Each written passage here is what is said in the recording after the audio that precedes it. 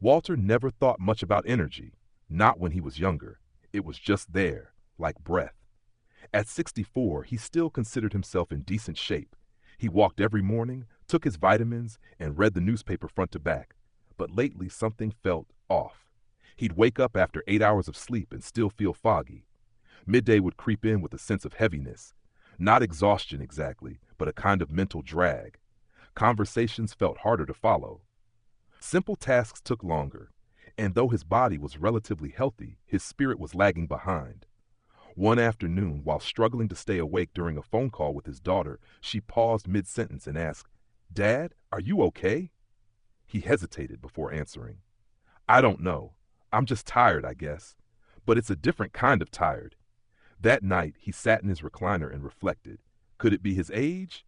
Everyone warned him this would happen, that slowing down was part of getting older. But something didn't sit right. He wasn't ready to feel like a shadow of himself. He wanted to feel sharp, alive, present. So he started paying attention. And what he discovered over the next few weeks surprised him. It wasn't just about what he wasn't doing. It was about the small, invisible habits he was doing every day that drained his energy like a slow leak. First, he realized he needed to stop saying yes when he meant no. It started with small things, taking on too many favors from neighbors, agreeing to attend events he had no interest in, feeling guilty for turning people down. But each yes that came from obligation rather than joy left him depleted. He began practicing polite, firm refusals. "Thank you, but I'll have to pass this time."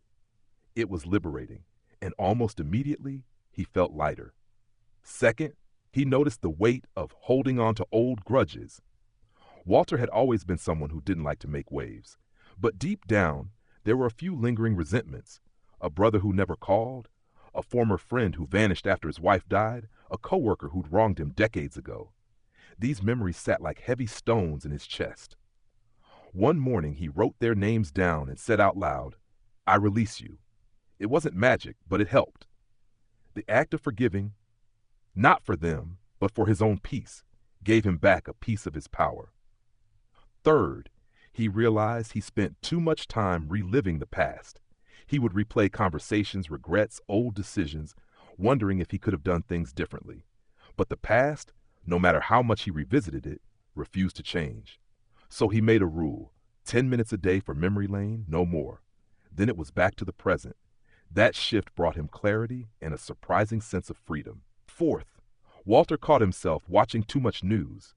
He'd always been informed, but lately he left the television on for hours, soaking in negativity, outrage, worry. It wasn't information anymore. It was noise. It was draining. So he cut back to 15 minutes in the morning and 15 at night. He replaced the rest with music, books, and silence. His anxiety lessened. His thoughts became clearer. Fifth, he stopped eating out of habit rather than hunger. At 3 p.m., he always reached for a snack, not because he needed it, but because it was what he did. Late at night, the same thing, cookies with tea, even if he'd just eaten dinner. These patterns weren't nourishing, they were numbing. He started listening to his body, not the clock. When he ate less and more mindfully, his body felt lighter, his energy improved. Sixth, he had to let go of multitasking. For years, Walter prided himself on being efficient. Reading the paper while eating, watching TV while doing bills, talking on the phone while cleaning the kitchen. But now, everything felt fuzzy. He never seemed to finish anything with clarity. So he tried something radical, doing one thing at a time, fully. When he read, he just read. When he walked, he walked. When he spoke to someone, he really listened. Life slowed down, but in a good way. His mind stopped spinning, and his focus returned. And then came the seventh and hardest habit to break, negative self-talk. Walter hadn't realized how often he criticized himself. "You're getting too old for this. You're not sharp anymore. No one really needs you around." These thoughts didn't shout, they whispered, quietly poisoning his days. One morning, standing in front of the mirror, he made a promise. "I will speak to myself like I would to someone I love." He began replacing those thoughts. "You're still learning. You're valuable. You have time." Slowly, the narrative in his mind began to shift from defeat to dignity. Weeks turned into months. The changes were subtle but steady.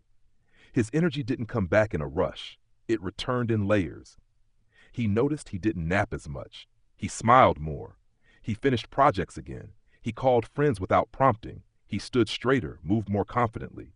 His daughter visited one weekend and looked at him over breakfast. "You seem different," she said. "Lighter somehow."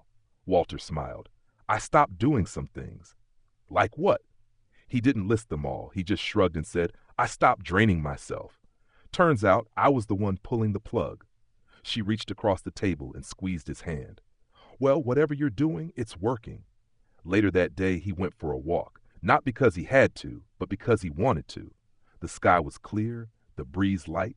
He felt the rhythm of his feet on the pavement, steady and strong. At 64, Walter didn't feel young again. He felt awake, and that he realized was better.